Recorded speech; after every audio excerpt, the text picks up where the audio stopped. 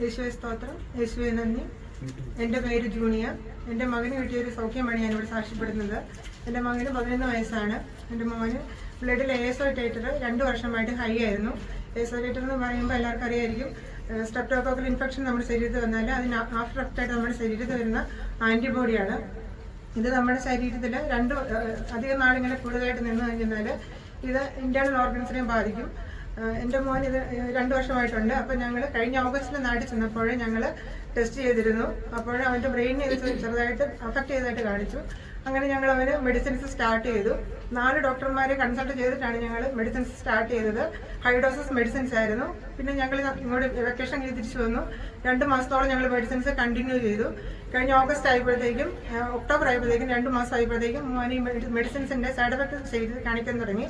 അവൻ്റെ ബോഡി മൊത്തം നീര് വെച്ചു. അതുപോലെ തന്നെ ബ്ലഡ് പ്രഷർ ഹൈ ആയിട്ട് വന്നു. ഹൈ എന്ന് പറയുമ്പോൾ 200 above വന്നു റീഡിങ്സ്. അതുപോലെ തന്നെ മോന് ഭയങ്കര ബുദ്ധിമുട്ടുകളായിരുന്നു. അവന് ഒന്നും ചെയ്യാൻ പറ്റുന്നില്ല.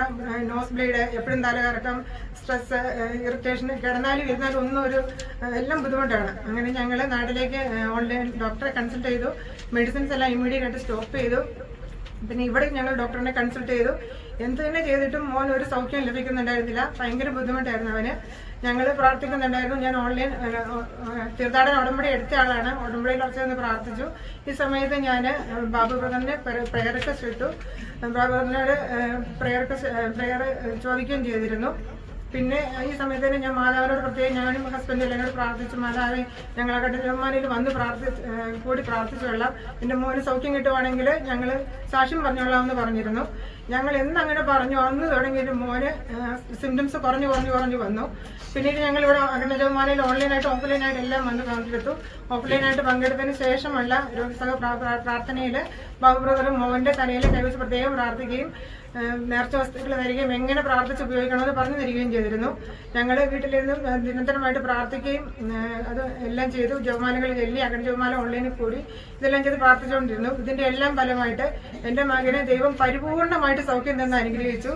അവന് ഒരു സിംറ്റംസും ബാക്കിയില്ല. അവൻ്റെ ബ്ലഡ് പ്രഷർ നോർമലാണ്. എല്ലാ സിംറ്റംസും മാറി അവൻ പരിപൂർണമായിട്ട് സൗഖ്യപ്പെട്ട് ഇപ്പം എല്ലാ ദിവസവും സ്കൂളിൽ പോകുന്നുണ്ട്. ഒരു ബുദ്ധിമുട്ടുകളില്ലാതെ ദൈവം അവനെ സൗഖ്യപ്പെടുത്തി അനുഗ്രഹിച്ചു. ഈ വലിയ അനുഗ്രഹത്തിന് ഞാൻ ദൈവത്തിന് 1000 നന്ദി പറയുന്നു. എന്നെയും എൻ്റെ കുടുംബത്തെയും പ്രത്യക്ഷീകരണത്തിന് സ്ഥിരം സാക്ഷി ഉയർത്തിയതിന് പരിശ്രമിക്ക് 1000 നന്ദി പറയുന്നു. Praise the Lord. Ave Maria.